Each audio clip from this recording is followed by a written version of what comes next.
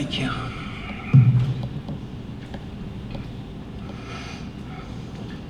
Sometimes it all feels like a past life. Who are they talking about?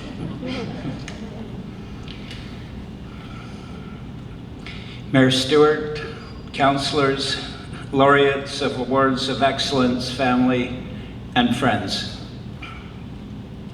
In contemplating the idea of freedom of the city, I ask myself, what is the city and what is the nature of freedom? A city characterized as an amalgamation of buildings is also a social contract wherein a large number of people agree to live relatively close to one another. The price we pay is giving up some of our freedoms and having to listen to speeches like this.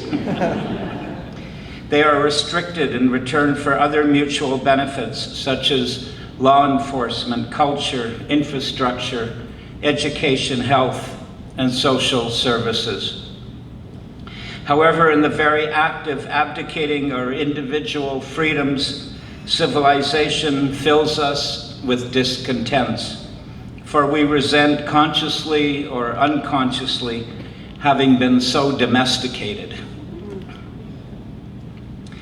The Metropolitan Fair, however, is occupied by more than just humans adorned in the robes of their constant drama. We may be a poem of our city, defined by the parentheses of mountain and sea. We may be wandering pilgrims and humble hermits, thieves and lovers among the woods and waters of Lotus Land, but we are only one species, a minority in the midst of many. Remember the moss and the mushroom. And some here, I'm sure, remember the mushroom in more ways than one. Remember the moss and the mushroom thriving in lavish rainforest, where each drop is a diamond and morning dew a jewel of the resurrected dawn. Ours is a garden city. Every garden has its rose, and every rose its thorn.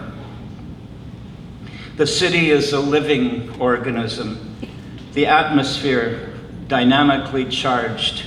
The land itself knows our name. This evening, let us celebrate the urban oasis, embrace its wholeness, the cornucopia of all existence. What then is freedom, and where does it dwell? It is a mosaic of principles that are frequently taken for granted. They guarantee the ability to express ourselves, to elect politicians and critique society. We must also consider what it is not. Freedom does not give others the right to steal our property or invade our privacy. Anti-hate speech and libel legislation protect us from the abuse of freedoms by others.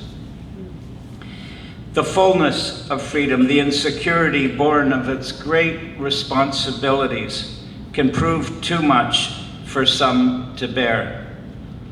We speak of free will, but generally act as if by habit or according to the doctrines of others. Authentic free will is not without cost. It is among the rarest of phenomena. While freedom is often expressed as a declaration of independence, ironically, it also implies discipline. When paired with imagination, the one who is disciplined is the most emancipated of all. Such as the trained dancer, champion athlete, or master musician. The hands of a skilled surgeon saves lives. A critical thinker solves problems. The voice of confidence banishes despair. In the course of my life, I was given much, strove to increase what I could, and gave away even more. I have risen and fallen with the tides, been lost and found 10,000 times.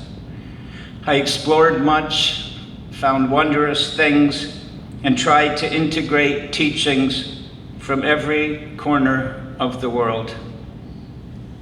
And yet, after a lifetime of labor, I recognize there is still much to accomplish. Trees to plant, and minds to cultivate, libraries to build, souls to heal, and words to compose. Every moment is precious, each day a treasure. My quest has been long and arduous.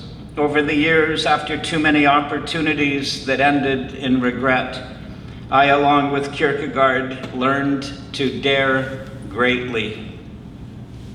Have I dared wrongly? Well, then life will help me with the punishment. But if I have not dared at all, who will help me then?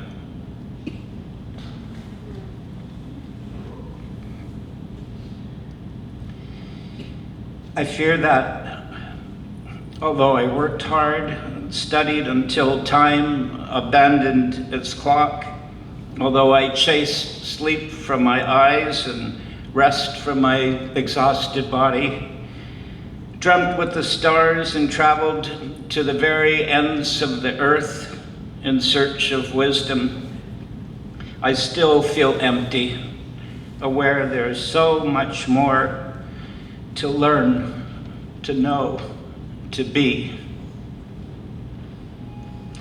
What was achieved is only a small percentage of what could have been implemented. Regarding this, King Solomon affirmed that no one dies with even half their desires fulfilled. However, when I look back upon my life, I am filled with gratitude and wonder that my few and fleeting years have been an offering to a rather astonishing journey of unrelenting adventure here on spaceship Earth. I would have liked to share more with you, further reflections about freedom and the city, but my allotted time has expired. I trust that you listened in stereo and intuited more than I could ever express. In conclusion, I thank City Council for this recognition. I am deeply grateful for this profound honor, one before which I tremble. And thank you to my family, teachers, colleagues, and friends for their unwavering love and inspiring support, for their tears and laughter, for their lessons in the art of living. Allow me to close with a blessing for Vancouver.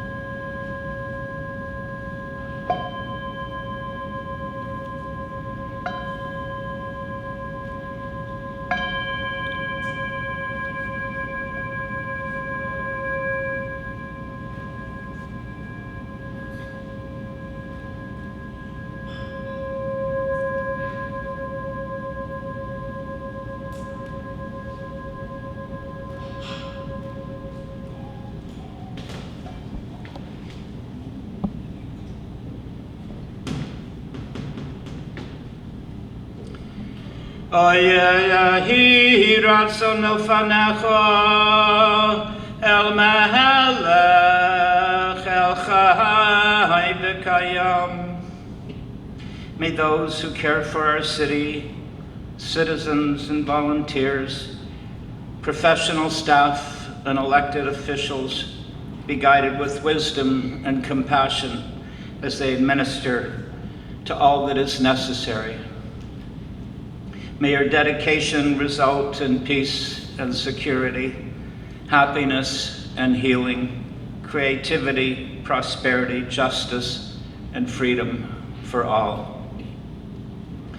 Hinei ma tov u'ma na'im, shevet achim gam yachad. How good and how pleasant it is that all of us dwell together. Amen.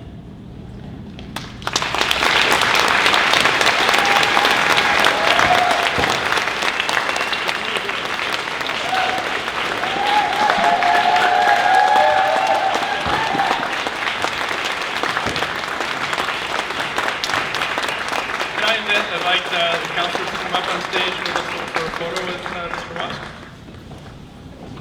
Thanks.